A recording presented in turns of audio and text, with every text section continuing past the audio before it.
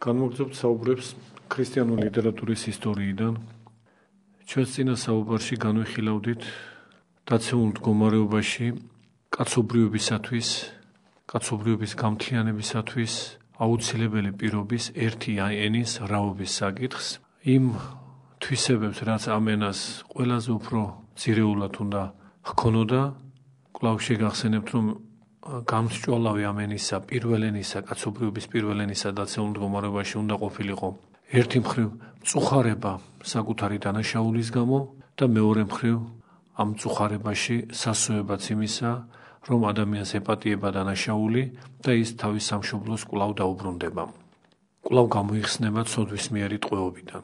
მოგეხსენებათ მთელი ძველი აღთქმა, მოლოდინი არის სწორედ ამ იმედის აღსრულებისა, ხსნელის მოვლინებისა, მაცხოვრის განკაცებისა და შესაბამისად ამგვარი მოლოდინი ცხადია კაცობრიობის ენაშიც არ ეკლილია. ჩვენ ახლა არ გვაქვს, რა თქმა უნდა, საშუალება იმისა, რომ კონკრეტული ნიმუშების საფუძველზე სხვადასხვა ენიდან წარმოვაჩინოთ უძველესი ფენა იმედის სასოების შემცველი ლექსიკური ერთეულებისა, ესე იგი ლექსიკური ფონდის უძველესი ფენა ამ განწყობით ახსილი, მაგრამ ზოგადად დებულების სახით აღნიშნავთ, რომ ისევ როგორც მწუხარების გამომხატველი ლექსიკური ნაწილი ამა თუ იმ ენისა ჩვენი აზრით უეჭველად უძველესი უნდა იყოს, უარქაულესი ამა თუ იმ ენისთვის და სხვადასხვა ენის ამ კუთხით შესწავლა ვფიქრობთ მიგვიყვანს რაღაც დასაბამიერ ერთ მთლიან ფუძისეულ და ძირეულ საწყისამდე. ამგვარად ვფიქრობთ, რომ განუყრელობა მწუხარებისგან სასოებისა, რაც სინანულის განცდაში იგულისხმება, ასევე აღბეჭდილი იქნებოდა ენობრივ ფენომენში, ლექსიკაში კონკრეტულად და ამ კუთხითაც სხვადასხვა ენის კვლევა ჩვენი აზრით უაღრესად საგულისხმო შედეგამდე მიგვიყვანს. თვით ქართულ ენაშიც ეს სავსები თვალსაჩინოა, ისეთი განფენა ფუძისა თუ ძირისა, როგორიცაა ცխ კომპლექსი, რომელიც ჩვენ გვხვდება მრავალ სიტყვაში, იქნება ეს ცხოვარი, ცხოვრება, მაცხოვარი, სიცოცხლე და სხვა, ამ ძირის უძველესობას გვიდასტურებს. და მრავალი კუთხით ლინგვისტთა დაუღალავი კვლევის საფუძველზე მეტნაკლებად არის დადგენილი კაცობრიობის ძირითადი ენების, არქაული ენების და უარქაულესი ენების თანხვედრანი, რაც ჩვენ მხოლოდ გავლენის საფუძველზე არ შეგვიძლია ახსნათ. ესე იგი არ შეგვიძლია ახსნათ, რომ აუცილებლად ერთი ენის გავლენით არის მეორე ენაში იდენტური, ანალოგიური, ზოგჯერ მხოლოდ მსგავსი, მაგრამ ესეც მნიშვნელოვანია, მოვლენები, ენობრივი მოვლენები. ფიქრობთ, რომ დაკვირვება ენებისადმი, არქაული ენებისადმი ამ კუთხითაც უნდა წარიმართოს, არა მხოლოდ გავლენების საფუძველზე აიხსნას ენათა შორის მსგავსებანი, ზოგჯერ იდენტურობანი, გარკვეული ნიშნით, არამედ სწორედ იმ თვალსაზრისიდან გამომდინარე, რომ ეს ენები ირეკლავენ ნამსხვრევებს უძველესი კაცობრიობის გამამთლიანებელი ერთი ფუძე ენისა. სამწუხაროდ ეს მსმენელისთვის გასაგებია, რა თქმა უნდა, ნაკლებად თავსდება რადიო საუბარში, სპეციფიკური საკითხი გახლავთ, ჩვენ მხოლოდ ზოგად დებულებას გადმოვცემთ ამ შემთხვევაში, რაც ჩვენი აზრით კვლევისთვის უმნიშვნელო ნამდვილად არ უნდა იყოს, საკითხი, რომელიც კონკრეტული დასაბუთებით უფრო ხელშესახებად უნდა წარმოჩნდეს. მაგრამ ამჯერად მეორე მხარეზე გავამახვილებთ ყურადღებას. ერთია სასოება და მეორეა ამ სასოების, ამ იმედის აღსრულება. თვისობრივად გამართლებული იმედი, ხორჩესხმული იმედი და იმედი წინასწარმეტყველური ფორმით, როდესაც ეს აღსრულება მხოლოდ და მხოლოდ მოესწავება, თვისობრივად ერთი და იგივეა, სიხარულის შემცველია. მაგრამ რა თქმა უნდა, თავისი ხარისხით, თავისი ინტენსივობით სხვა არის სიხარული წინასწარმეტყველური, მოსწავებითი, წინასაჭვრეტითი და სხვა არის სიხარული აღსრულებული, ხორჩესხმული, უშუალოდ განცდილი და შეხებული. ამ მომენტს ჩვენ ხას უსვამთ იმიტომ და იმ კუთხით, რომ ენაში აღბეჭდილობა სიხარულისა, რომ დანაშაული ჩადენილი კაცობრიობის მიერ გამოსყიდული იქნება ღვთისგან და კაცობრიობა არ დარჩება მიტოვებული დაცემულობაში, ცოდვის მიერ ტყვეობაში, ეს სიხარული კვლავ აღნიშნავთ ენაში და ენებში უეჭველად აღბეჭდილნი და აღბეჭდილობა კი მომდინარე თანამედროვე დასაბამიერი ფუძე ენისგან ყველა ენებში და მათ შორის თანამედროვე ენებშიც მეტნაკლებად ნამსხვრევების სახით ჩვენ შეიძლება ამგვარი კვალიფიკაციით წარმოადგინოთ. ესაა სიხარული წინასწარმეტყველებითი, წინამოსწავებითი, აჩრდილისებრი შეგვიძლია ასეც ვთქვათ. მაგრამ როდესაც დადგა ჭეშმარიტი გამოხსნა, შამი გამოხსნისა მოივლინა მაცხოვარი, ეს უკვე არის სრულყოფილი სიხარული იმ სასოებისა, რაც აქამდე კაცობრიობას ჰქონდა.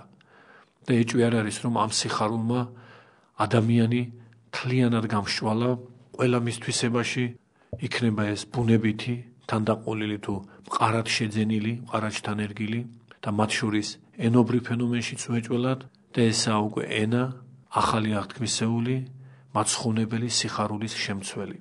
თუ გამოხსნა კაცობრიობაზე მოვიდა და კაცობრიო ბუნება გამოხსნილ იქნა, რა თქმა უნდა კაცობრიო ბუნებასთან ერთად გამოიხსნებოდა დაცემული მდგომარეობისათვის ნიშანდობლივი საურთიერთობო საშუალებაც, სალაპარაკო სამეტყველო ენაც. ჩვენ ერთ-ერთ საუბარში აღვნიშნავდით, რომ ენასთან დაკავშირებით მსჯელობა მის გაქრისტიანებაზე სავსებით რეალურად შეიძლება და ბოლო ხანებში გამოჩენილი სკეპსისი ამ კუთხით ვფიქრობთ ეკლესიურ ცნობიერებას მოკლებულია, თუმცა ეს სკეპსისი სწორედ ასე ვთქვათ ეკლესიური მოძღვრების საფუძველი, ყოველ შემთხვევაში ცნელობა ამისია, რომ ეკლესიური მოძღვრებით დასაბუთდეს ეს დაეჭვება მაშინ და ყურადღების იქეთკენ წარმართვა, რომ თითქოს არავითარი კავშირი ენას გაქრისტიანებასთან, გაღვთაებრიობასთან და სხვა არა აქვს. ეს ასე ნამდვილად არ გახლავთ და ენობრივი ფენომენის ეკლესიური გაგება აბსოლუტურად საწინააღმდეგოს მიგვითითებს. ეს საწინააღმდეგო შემდეგია. ენობრივი მხარე, როგორც გამოხატულება შინაგანი აზრისა, რა თქმა უნდა, გარემოსთან ყოველთვის მისადაგებულია, ადამიანის მდგომარეობა მასში აუცილებლად აღბეჭდილია სხვადასხვა სახით და შეუძლებელი იყო ჩვენ გვეფიქრა, რომ უდიდესი სიხარული, რაც კაცობრიობას დაუდგა მხსნელის მოვლენების ჟამს, სრულყოფილად არ აირეკლა ენაში როგორც სარკეში, მეტყველებაში, როგორც იმ უზენაესი ჭეშმარიტების გამოკრთომაში. ეს არეკლვა ჩვენ შეგვიძლია ენის გამოხსნად განუმარტოთ, ენის გამოხსნად წარმოვაჩინოთ და ბაბილონის გოდლიდან მოკიდებული, ვიდრე ამგვარი გამოხსნელობითი ღვაწლის აღსრულებამდე კაცობრიობის ისტორიაში ენობრივი ნიშნითაც, კაცობრიობის ისტორიის ნიშნითაც და საკუთრივ ენობრივი ნიშნითაც, მხოლოდ დაცემულობის მდგომარეობა შეგვიძლია გამჭრიტოთ. რეალურად ენობრივი ფენომენის ენის სამეტყველო თვისების გამოხსნა ჩვენ შეგვიძლია დაუკავშიროთ და ეს მოულოდნელი არ იქნება ამის მცდელობანი სხვა მოღვაწეთაგან, არა მარტო ეკლესიის მამებისგან, არამედ თანამედროვე მოღვაწეთაგანაც სახეზია დაუკავშიროთ ეს მოვლენა სულიწმინდის გარდამოსვლას, სულთმოფენობას, როგორც დღეს ეწოდება ამ დღესასწაულს, თუმცა ეს საკმაოდ გვიანდელი სახელწოდება გახლავთ. ძველად მას ეწოდებოდა საქართველოში დაკანონებულ ტერმინად მარტვილიაი, წარმომავლობით ბერძნული ტერმინი გახლავთ, ნიშნავს დამოწმებას, დადასტურებას, რომ სულიწმინდამ თავისი გარდამოსვლით სწამა ის, რაც მაცხოვარმა იღვაწა ამ ქვეყნად და რაც მაცხოვარმა აღუთქვა თავის მოწაფეებს, რომ მოივლინებოდა ნუგეშის მცემელი. აი ეს დადასტურდა სულიწმინდის მიერ მისი გარდამოსვლისას აღდგომიდან 50 დღეს და ამიტომ მიემართება მას ტერმინად მარტვილია. ბერძნულად, ქართულად უთარგმნელი სახით მარტვილიაი, ანუ დამოწმება, დადასტურება. უცნაურია, მაგრამ ეს უძველესი სახელწოდება სულთმოფენობის დღესასწაულისა უეჭველად ბერძნულიდან მომდინარე, უთარგმნელი სახით, ესე იგი სიტყვა ბერძნული გახლავთ, თვით ბერძნულში შემონახული არ არის. ამგვარი რამ ერთეული მოვლენა არა, ჩვენ შეგვიძლია მრავალ უაღრესად მნიშვნელოვან ტერმინს მივაქციოთ ამ მხრივ ყურადღება, რომლებიც ეს ტერმინები ბერძნული სიტყვები გახლავთ, ტერმინებად ქცეულნი, ანუ ამა თუ იმ მოვლენისადმი კონკრეტულ სახელებად დამკვიდრებულნი ქართულში და ეს დამკვიდრებულობა სწორედ ბერძნული საფუძველზე ხდებოდა, მაგრამ საკუთრივ ბერძნულში დღეს ჩვენ ამ ტერმინებს ამგვარი გააზრებით ვერ პოულობთ. ეჭვი არაა, რომ ქართულში შემონახულია ბერძნული საეკლესიო ტერმინოლოგიის უადრესი ფენა, რაც თვით ბერძნულში შემდეგ დავიწყებას მიეცა. შორს რომ არ წავიდეთ, გავიხსენოთ ისეთი უმნიშვნელოვანესი საეკლესიო ტერმინი, რაც არის ოდიკი. ოდიკი, რომლის გარეშეც შეუძლებელია წმინდა მსახურების ლიტურგიის აღსრულება, რაც ზედ გარდაეფინება უწმინდეს ტრაპეზს და რასაც ჩვეულებრივ ანტიმენსა ეწოდება, ეს ლათინური ტერმინი, ანუ ტრაპეზის სანაცვლო ქართულად რომ თარგმნოთ. ტრაპეზზე გადასაფარებელი ასეთ შეიძლება ითქვას, მაგრამ სიტყვასიტყვით ის ნიშნავს ტრაპეზის სანაცვლოს, იმიტომ რომ ოდიკი თავის თავში ტრაპეზის სულიერ მნიშვნელობასაც იტევს. ამიტომაა დაკანონებული დოგმატური წესი, რომ ოდიკის გარეშე შეუძლებელია წმინდა მსახურების ლიტურგიის აღსრულება. თუ ოდიკი არსებობს, მსახურების შესრულება უკიდურეს შემთხვევაში ყველგან შესაძლებელია, მათ შორის გზაშიც და ასე შემდეგ. სწორედ ეს მხარე, რომ ოდიკი იტევს მთელ ლიტურგიას სულიერად თავის თავში და უკიდურეს შემთხვევაში მხოლოდ ოდიკის კი საკმარისია იმისათვის, რომ მასზე ლიტურგია აღსრულდეს, აი ეს მხარე თვით სახელწოდებაშიც განჭვრეტილია ოდიკი. ის გახლავთ ბერძნული სიტყვა ქართულად რომ თარგმნოთ ნიშნავს საგზაო და ეს არ გახლავთ ასე თქვა თანამედროვე მკვლევართა მიგნება, თუმცა ზოგან ასე ჩანს თითქოს რომ დღევანდელი დაკვირვება ამ სიტყვაზე სინამდვილეში ოდიკის კურთხევის უძველეს თარგმანში ქართულ ენაზე შემონახულში მე-10 საუკუნის უმნიშვნელოვანეს ხელნაწერში გახლავთ ეს თარგმანი დაცული. იქვეა განმარტებული სათაურში ოდიკი რომელ არის სამგზავროი, კურთხევაი მისი, კურთხევაი ოდიკისაი რომელ არის სამგზავროი. ესე იგი ეს ტერმინი ქართულადაა თარგმნილი და განმარტებული.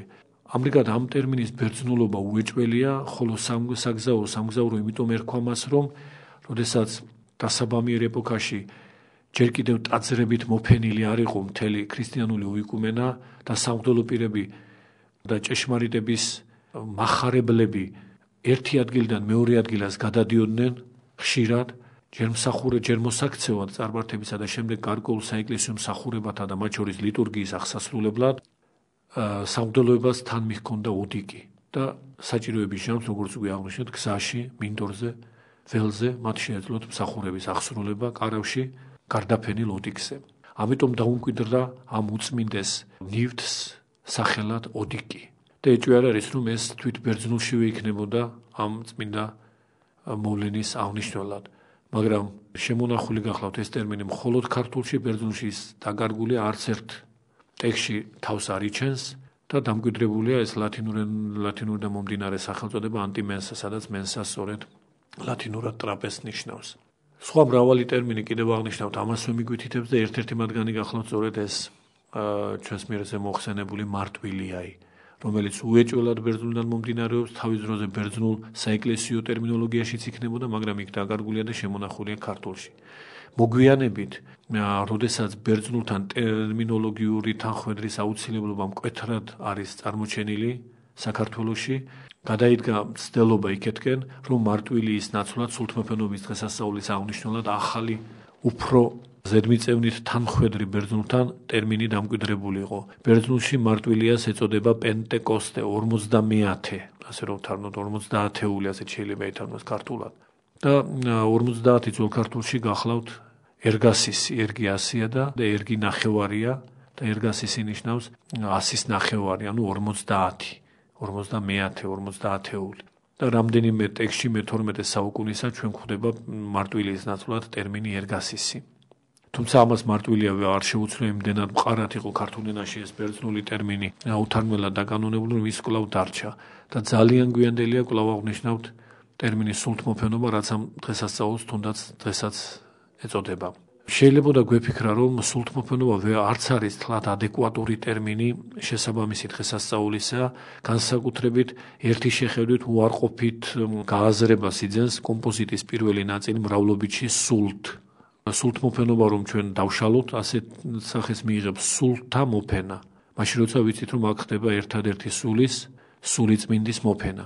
შეიძლებოდა ეს სახელწოდება გასწორებულიყო თხეს ამოღებით, ნართანიანი მრავლობითობის მიმანიშნებელი თხეს ამოღებით და სულმოფენობა ასე დამკვიდრებულიყო, მაგრამ საქმე ის გახლავთ, რომ არც სულთმოფენობა არის ცდარობის შემცველი ტერმინი, რამდენადაც ეკლესიის მამათა განმარტებით და ამ შემთხვევაში ერთ-ერთი შეგვიძლია მიუთითოთ უაღრესად ავტორიტეტული მოღვაწე წმინდა კირილე ალექსანდრიელის პირდაპირი მითითებით, სულიწმინდის გარდამოსვლისას ხდება გარდამოსვლა ცეცხლის ენების სახით სხვადასხვა ნიჭისა, სხვადასხვა მადლისა, რომლებიც შეიძლება სულებად იწოდოს ამბობს ის. ესე იგი სულთა გარდამოსვლა ხდება არა იმ გაგებით რომ მრავალია სულიწმინდა. სულიწმინდა ერთია, მაგრამ ამ სულიწმინდისგან ხდება მონიჭება მადლთა, ანუ იგივე სიმბოლურად სულთა. თუ მადლი, ნიჭი განმასულიერებელია ადამიანისა, პირობითად ყოველ სახეობას ნიჭისას, ყოველ სახეობას მადლისას შეიძლება ეწოდოს სული, პნევმა. მრავლობითია სულიწმინდას ბერძნულში ეწოდება სწორედ პნევმა, ტო ჰაგიონ, პნევმა წმინდა სული, და ტო პნევმა ჰაგიონ, სული წმინდაი. და კირილი ალექსანდრიელი ეხებარა სულიწმინდის გარდამოსვლის საკითხს, სწორედ ამგვარ განმარტებას გვაწევს, რომ გარდამოვიდა რა წმინდა სული ტო ჰაგიონ პნევმა და გარდამოაფინა რა ნიჭნი თავისნი, ეს ნიჭნი არის იგივე სულნი, ანუ ტა პნევმატა ამბობს ის მრავლობითში, ოღონდ ეს ტა პნევმატა უკვე საკუთრივ სულიწმინდას კი არ გულისხმობს, სულიწმინდისგან ჩვენდამი კაცობრიობისადმი მადლით მონიჭებულ განმაღვთობელ თვისებებს. აი ესა სულნი. და ამ გაგებით ჩვენ შეგვიძლია დღევანდელ ტრადიციაში მყარად დამკვიდრებული ტერმინი სულთმოფენობა ამ დღესასწაულის აღნიშნულად აღარ შევცვალოთ, რომ არა ეს მომენტი, რომ არა ეს სრულიად ერთაზროვანი და გასაგები განმარტება წმინდა კირილი ალექსანდრიელისა, ალბათ უნდა გადადგმულიყო ნაბიჯი იქეთკენ, რომ სულთმოფენობის ნაცვლად დაგვემკვიდრებინა ტერმინი სულმოფენობა. თუ ამ ტერმინს დავტოვებთ, და აგვედგინა ძველი ქართული მარტვილიაი. მაგრამ ხსენებული განმარტება ჩვენ ამ სირთულეს გვაცილებს თავიდან, ოღონდ ყოველმა მორწმუნემ უნდა იცოდეს, როდესაც ამ ტერმინს წარმოთქვამს სულთმოფენობას, უნდა იცოდეს, რომ აქ არ იგულისხმება მრავალი სულიწმინდის გარდამოსვლა. ეს საშინელება სულიწმინდისგან მრავალი მადლის, მრავალი ნიჭის, როგორც პირობითად სულების გარდამოფენა ჩვენზე, რომელნიც განმასულიერებელნი არიან ჩვენი. აი ამგვარი გაგება უნდა ჩაიდოს ამ ტერმინში და მაშინ ეს ტერმინი სავსებით უფლებამოსილად შეიძლება დატოვებული იყოს დღევანდელ საეკლესიო სახურებაში სულიწმინდის გარდამოსვლის აღნიშნულად. ჩვენ ამ დღესასწაულს და ამ სახელწოდებებს სწორედ ამ კუთხით შევეხეთ. ეს განმარტებაც სახელწოდებისას სწორედ იმ მართულებით გვინდა გავიაზროთ, რაც ენის საკითხს ეხება. თუ ნიჭნი გარდამოვიდა სულიწმინდის გარდამოსვლისას და ამ ნიჭთა ყოფითი გამოხატულება გახდათ ის, რომ მოციქულები სხვადასხვა ენაზე ამეტყველდნენ, რომ არც ერთი ეს ენა მათ ადრე არ იცოდნენ, მათგან აქამდე უცოდნელ ენებზე ამეტყველდნენ, თუ ეს მოვლენა მოხდა, რა თქმა უნდა მას თავისი განმარტება სჭირდება. პირდაპირ გვაქვს საქმე ენობრივ ფენომენთან მეტყველებასთან, მეტყველების მრავალსახეობასთან, მაგრამ აქვე გამოკვეთილია ისიც, რომ ამ მრავალსახეობის საფუძველი ერთი წმინდა აზროვნება, რაც ყველა ენაზე უნდა მიეწოდოს კაცობრიობას. აი ეს ჩანს ამ მოვლენაში, სხვადასხვა ენები კი არ გარდამოვიდა მოციქულებზე, ჩვენ ასე კი არ უნდა გავიგოთ ეს მონაკვეთი ახალი აღთქმის თხრობისა, მოციქულთა საქმის ეს ეპიზოდი უმნიშვნელოვანესი, არამედ გარდამოვიდა ერთი სულიერი მეტყველება, ერთი სულიერი აზროვნება, სამოთხისეული წმინდა ზრახვა, წმინდა გულისხმა, რაც მოციქულებს ღვთის მადლით, ყოფითი გაგებით მრავალ ენაზე, მრავალ სალაპარაკო ენაზე ამეტყველებისათვის ვალდებულებად ექცათ. მოციქულთა ვალდებულება გახდა ეს, იმიტომ რომ სწორედ ისინი მიწვდნენ ამ უსახთოეს მადლს, სწორედ ისინი გახდნენ ამ უსახთოესი მადლის მიმღებნი, უსახთოეს მადლში გულისხმობთ ცოდვამდელი წმინდა მეტყველების, ცოდვამდელი წმინდა აზროვნების, შინაგანი სიტყვის მიმღებნი, მონაწილენი, წილმქონენი, ამის ხილს ისინი გახდნენ, მაგრამ როგორც სხვა საუბრებშიც არაერთ შვიათად აღვნიშნავს, კვლავ გავიმეორებთ, რომ ეკლესიური მოძღვრება პიროვნებას არ ავალდებულებს მხოლოდ სიწმინდისა და ჭეშმარიტების წვდომას, აუცილებელი გარდაუვალი ვალდებულება ყველა იმ პირისა, რომელიც ჭეშმარიტებას სიწმინდეს ეზიარა, გახლავთ ის, რომ სხვასაც გაუზიაროს ის. სხვის დამიც მიაფინოს ჭეშმარიტება, იყოს გამტარი ჭეშმარიტებისა. აი ეს გამტარობა ჭეშმარიტებისა ანგელოზურ ძალთა შორის სრულიად თვალსაჩინოდ გამოკვეთილი კაცობრიობაშიც, ღირსეულ მოღვაწეებშიც, წმინდანებშიც, ყოველი მათგანი გამტარია საღვთო ბრწყინვალებისა, საღვთო ჭეშმარიტებისა და გამტარია იმ აზრით, რომ თვით განღვთობილი, თვით ამაღლებული, საკუთარი თავის განღვთობითა და ამაღლებით არანაირად არ უნდა დაკმაყოფილდეს, უმალ წარწმედად გაუხდება მას მაშინ ეს განღვთობა, თუ არ გამოიჩინა გულმოდგინება სხვათათვის ხელის აღპყრობისა, ძველი ქართული ტერმინი რომ გამოვიყენოთ, ანუ სხვათათვის ხელის მიწოდებისა, რომ ზევითკენ აიყვანოს ისინიც აამახლოს და ანუ ჭეშმარიტება მიაფინოს მათაც. როგორც ანგელოზები იერარქიულად ზემოდან ქვემოთ ერთი მეორეს გადასცემენ ჭეშმარიტებას, ანუ არიან გამტარენნი საღვთო ბრწყინვალებისა იმაზე, რომ თვითონ ჯერ იღებენ და შემდეგ სხვებს მიაფენენ, ამგვარადვე ანგელოზთაგან ჩვენდამი გადმოცემული ჭეშმარიტება ერთი მეორეში გამტარობის გზით უფრო და უფრო ქვემოთ მდგომებს უნდა მივაფინოთ და ამ აზრით მთელი კაცობრიობა, ანუ ის კაცობრიობა, რომელიც ინებებს ჭეშმარიტებისკენ სწრაფვას, ინებებს ჭეშმარიტების ხმის სმენას, მთელი კაცობრიობა ამავე ჭეშმარიტებაში უნდა შემოვიდეს. ამგვარი გზით, ურთიერთგამტარობის, ურთიერთისადმი ჭეშმარიტების გადაცემის გზით. და როდესაც თავადი ჭეშმარიტება გარდამოვლინდება, სულიწმინდა გარდამოვლინდება, სული ჭეშმარიტებისა, როგორც მას ეწოდება პავლე მოციქულის მიერ და ეკლესიის მამათა მიერ, სული ჭეშმარიტებისა და ის არის სწორედ თავადი ჭეშმარიტება, ისე როგორც მაცხოვარი თავადი ჭეშმარიტება, მამა ღმერთი თავადი ჭეშმარიტება, ანუ უმალ ერთი ჭეშმარიტება მამაძე და სულიწმინდა, რამდენადაც ჭეშმარიტება ბუნებითი მოვლენაა და ერთი ბუნების მქონე მამაძე და სულიწმინდა ერთი ჭეშმარიტება გახლავთ, შესაბამისად თავადი ჭეშმარიტება სამივე მათგანზე შეიძლება ითქვას, მაგრამ ყველა ასეთ შემთხვევაში იგულისხმება, რომ სამივე მათგანი ერთი ჭეშმარიტებაა. ისე როგორც ღმერთია მამა, ღმერთია ძე და ღმერთია სული, მაგრამ ჩვენ არანაირად არ გულისხმობთ სამ ღმერთს, ერთი ღმერთია სამივე მათგანი. ისე როგორც შემოქმედია მამა, შემოქმედია ძე და შემოქმედია სული, მაგრამ ერთია შემოქმედი სამივე მათგანი, ამგვარადვე ჭეშმარიტების მხრივაც თავადი ჭეშმარიტებაა მამა, თავადი ჭეშმარიტებაა ძე, თავადი ჭეშმარიტებაა სული და რამდენადაც ბუნებითი და ნამდვილი ჭეშმარიტება ორი არ შეიძლება იყოს, ჭეშმარიტება ყოველთვის ერთია, უეჭველია რომ მამაც, ძეც და სულიწმინდაც სამივე როგორც ჭეშმარიტება, რომ ბუნებითი ჭეშმარიტება, ერთი ჭეშმარიტება გახლავთ. ამიტომ ვამბობთ რა სულიწმინდაზე, რომ თავადი ჭეშმარიტება გარდამოვიდა, ეს არ გულისხმობს იმას, რომ თითქოს რაღაც თავისეული ჭეშმარიტი ჰქონდეს სულიწმინდას მამისგან და ძისგან განსხვავებული. ყოვლითურთი ყოვლადი ჭეშმარიტება სულიწმინდის არის იგივეობრივი მამისა და ძის ჭეშმარიტებისა. აი ეს ჭეშმარიტება გარდამოვლენილი ადამიანებისადმი აღდგომიდან 50-ე დღეს მიეფინება მათში აღადგენს, მოციქულებში აღადგენს ცოდვამდელ მდგომარეობას, ანუ განაღმრთობს მათ, განღრთობის მიზანდასახულობა გახლავთ, ცოდვით დაცემამდელი მდგომარეობის აღდგინება ადამიანში, ეს აღსრულდება მოციქულებზე სულიწმინდის გარდამოსვლის ჟამს და თუ ცოდვამდელ მდგომარეობაში ადამიანი კვლავ უკვე აღდგება, რა თქმა უნდა, მას უბრუნდება დასაბამიერი წმინდა მეტყველება, შინაგანი სიტყვა. თუმცა რადგან ადამიანი და ამ შემთხვევაში კონკრეტულად მოციქულნი მიუხედავად ამ გამოვარი განღრთობისა კვლავ დაცემულ სოფელში მოღვაწეობენ, იმიტომ რომ ისინი განმაღრთობელნი უნდა გაუხდნენ მთელ ამ სოფელს და ამ საკითხზე ჩვენ ცოტათი მოგვიანებით ვისაუბრებთ და აქ რჩებიან ისინი და არ ამაღლებულან ზეცად უფლისებრ არ დაუტოვებიათ ეს სოფელი, კვლავ ამ ყოფაში მკვიდრობენ, შესაბამისად წმინდა აზრი, წმინდა სიტყვა, შინაგან მდებარე სიტყვა, ანუ შინაგანი სიტყვა, თავდაპირველი სულიერი მეტყველება, რაც მათში კვლავ გაცხოველდა, ცოდვით წარწმედილი კვლავ გაცხოველდა მათში, ეს კაცობრიობას უნდა მიაფინონ ეს მადლი, სხვებსაც უნდა გადასცენ ეს მადლი და გადასცნენ მათთვის გასაგებ ენაზე, ხმოვანი სიტყვით. მაგრამ რადგან ხმოვან სიტყვაში ადამიანის სამეტყველო ენაში უკვე შემოსულია სხვადასხვაობა, განსხვავებანი, სხვადასხვა ენაზე ამეტყველდებიან ისინი, ყოფითი გაგებით ამეტყველდებიან, თორემ სულიერად ერთი მეტყველებაა მათში და უკვე მთელ კაცობრიობას მათი სახით და კაცობრიობის ყოველ ნაწილს თავის გასაგებ ენაზე, რამდენადაც მატერიალური სიტყვა, ხმოვანი სიტყვა, შინაგან სიტყვას დაიტევს, აი ამგვარი ამ დატევნითობის მხრივ მიეწოდება ყველას, რამდენადაც ეს დატევნა ხდება და შესაძლებელია, მიეწოდება ყველას თავადი ჭეშმარიტება, განმაღვთობელი და განმაცხოველებელი მადლი.